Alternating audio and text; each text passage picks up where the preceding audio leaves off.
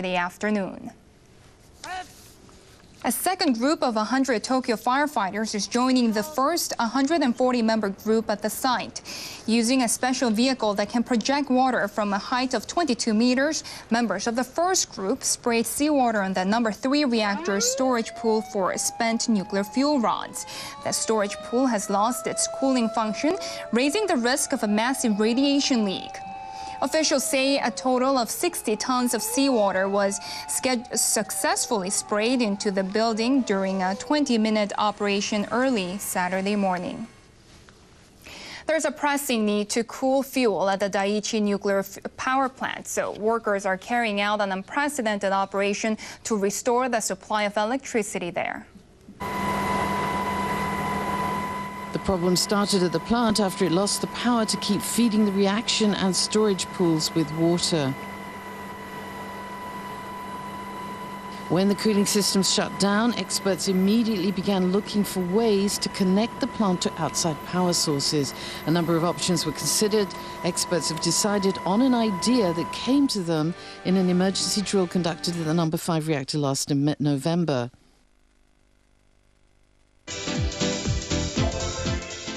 This is a video and training conducted based on the fact that the cooling function had been compromised.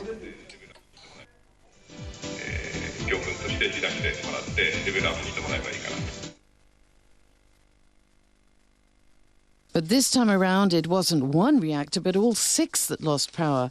4 also lost their emergency backup power, something the plant's operators never thought could happen.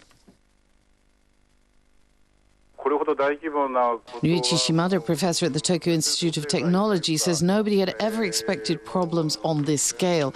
He says he can't imagine how to go about dealing with them, and he says the people at the plant will also have been baffled as to what should be done. In today's plan, work is divided into 3 tasks. 1, to restore cables at number 1 and number 2 reactors. Another at the number 3 and 4 reactors, and repairs to the power system at number 5 and 6 reactors. For the number 3, 4, 5 and 6 reactors, workers plan to use cables originally installed to send out power generated at the plant. The plan is to use it as a power source by drawing electricity from outside sources. The utility company is rushing to first finish restoration of the power system at the number 2 reactor. Why does the company give higher precedence to the number 2 reactor, although its building has hardly been damaged?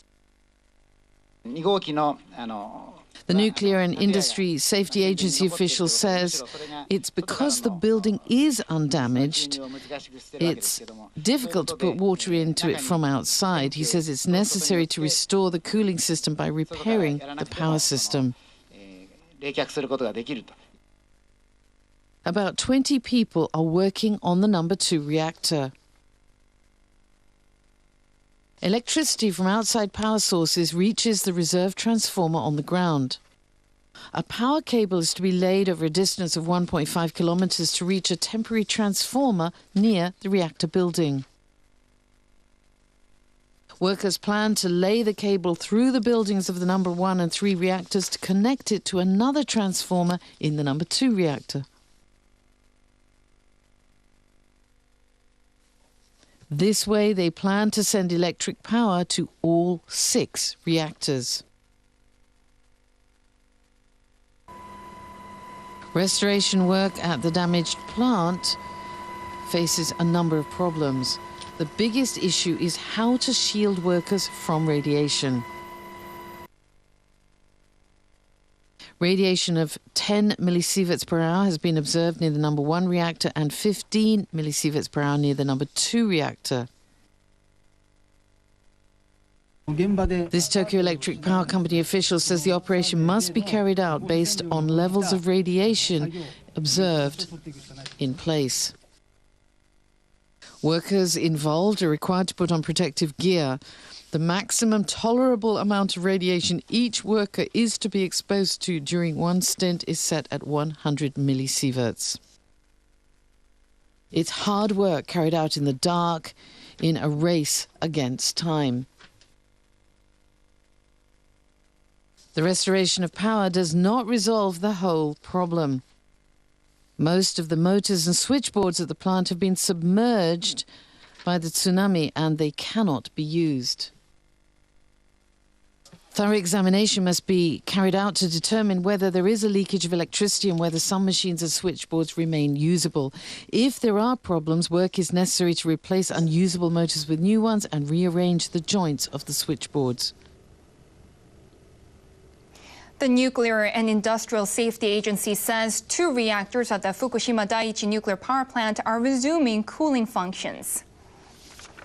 At a news conference earlier on Saturday, officials said they have confirmed that a power generator at the number 6 reactor has been reactivated. They have also found that the coolant pump at the number 5 reactor is operable. Both reactors had previously been cooled by a single emergency diesel power generator. For reactor number 6, now it has a second power source, which is now being used for cooling.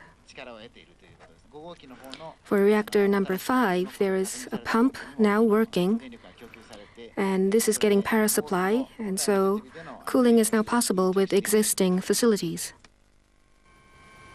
Meanwhile, radiation of 830.8 microsieverts per hour was recorded at a point about 1.1 kilometers from the number 3 reactor at 8:10 local time on Saturday, which officials say is relatively high.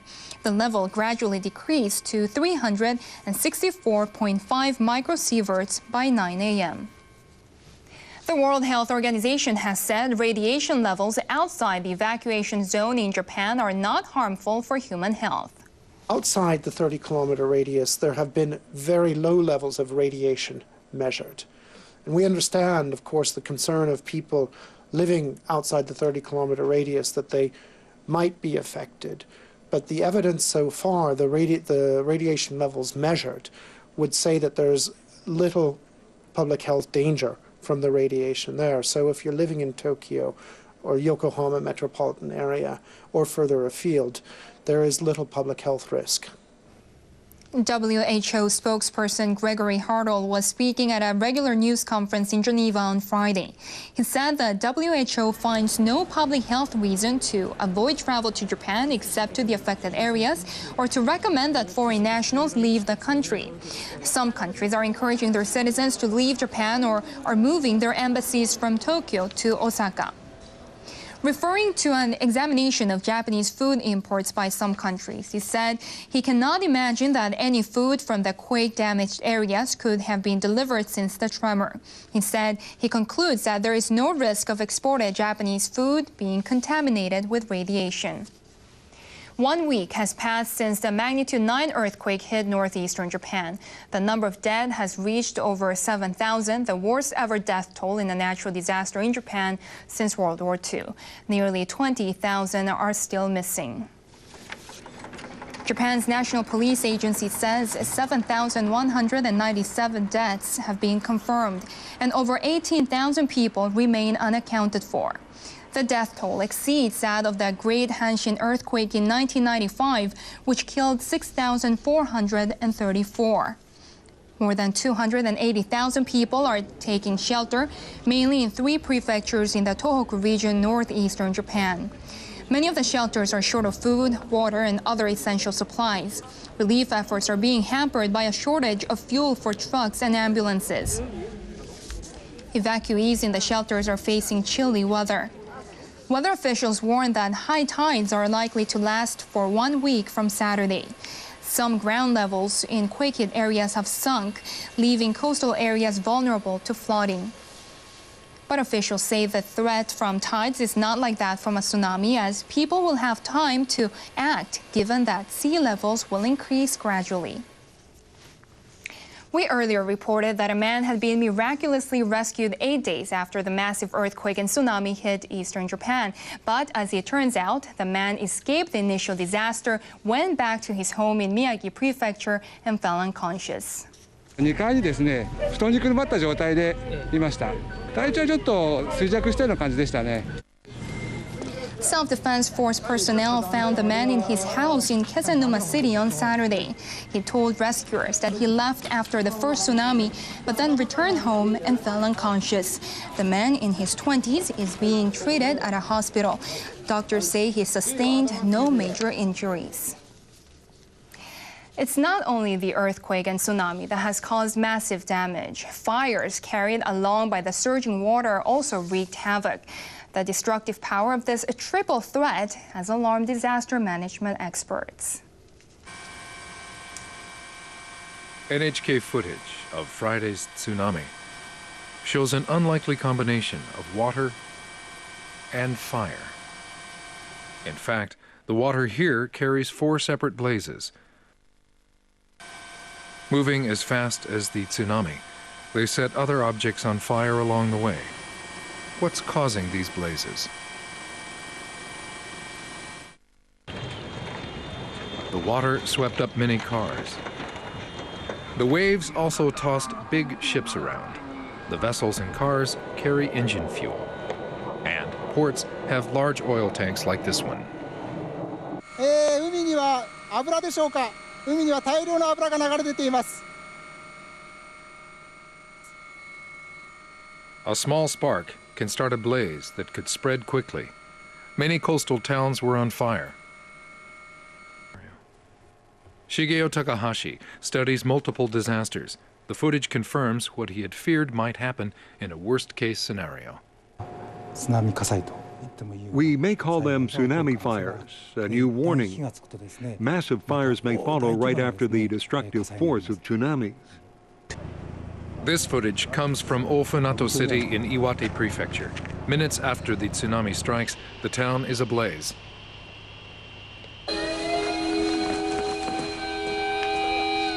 Three kilometers inland, residents do what they can to stop fires from spreading.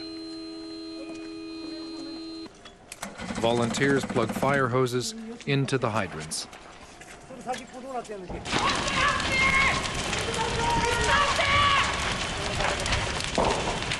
But their efforts are in vain. The tsunami had damaged the town's water supply system. In Kesenuma City in Miyagi Prefecture, widespread fires leveled houses that the tsunami hadn't destroyed. An amateur video shows fires spreading around the port of Kesenuma. This is just 3 hours after the tsunami had swept through.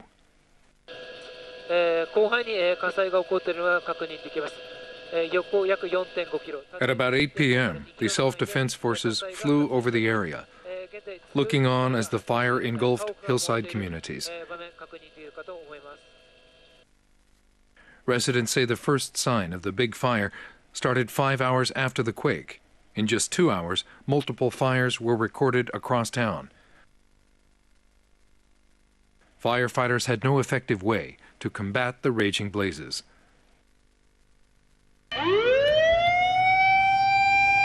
On day 5, more fires break out in the center of Kesenuma. The city is still reeling from the effects of triple disasters, and the people are using all their resources to fight back. And here's a look at the world weather forecast.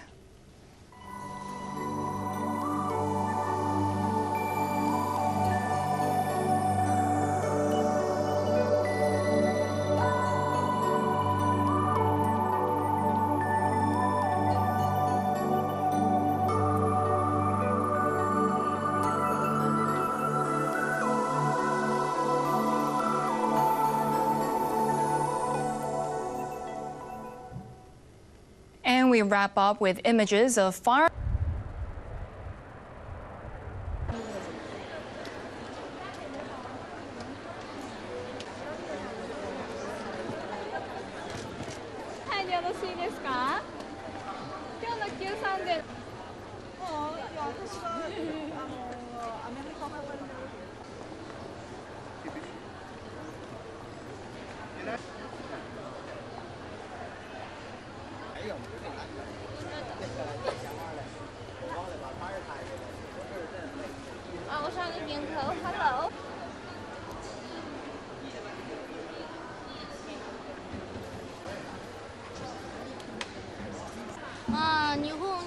危ないです。